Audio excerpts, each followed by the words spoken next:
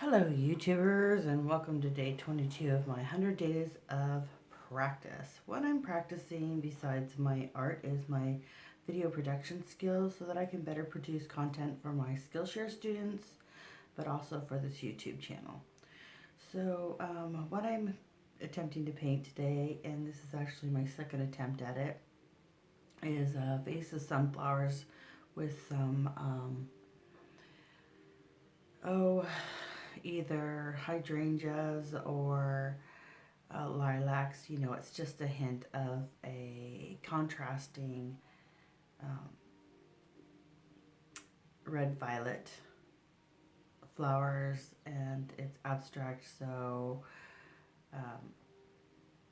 you know, it's not really exact, and it's um,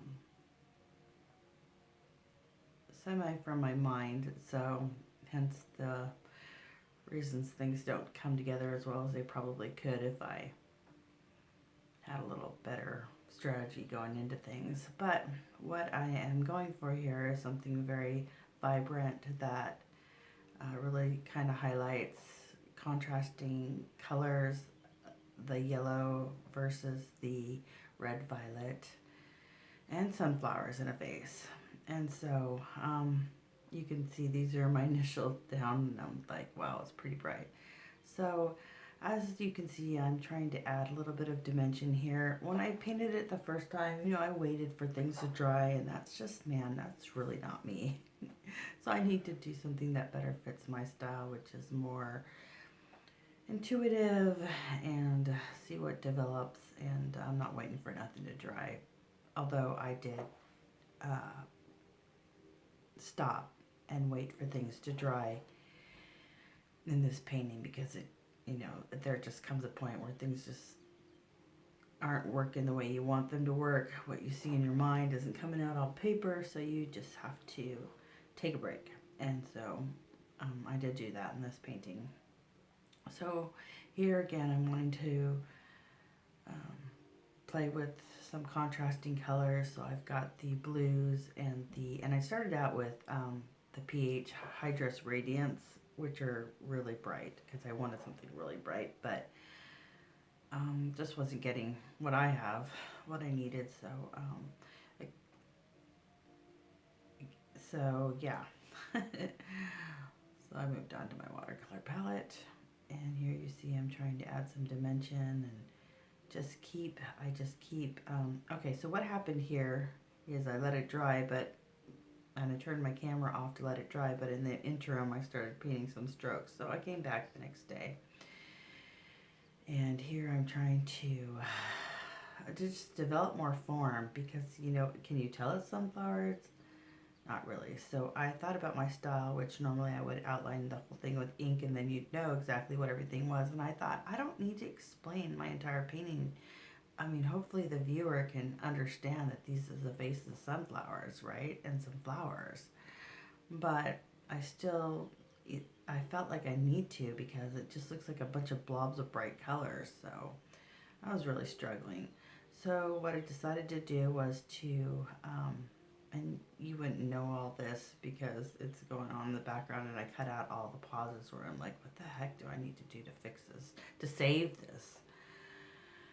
And so what I ended up doing was using my paint, kind of like I would my pen, to start putting in form.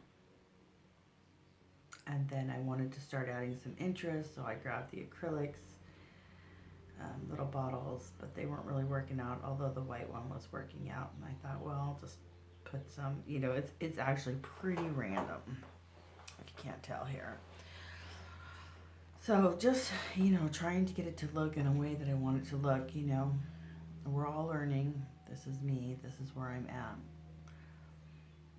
So then I started putting some yellow into the greenery, just to give it some dimension and excitement and some more color. And then again, trying to strengthen the contrast, because I always feel like if I have a little more contrast, things will be more exciting. But just trying to make it read right.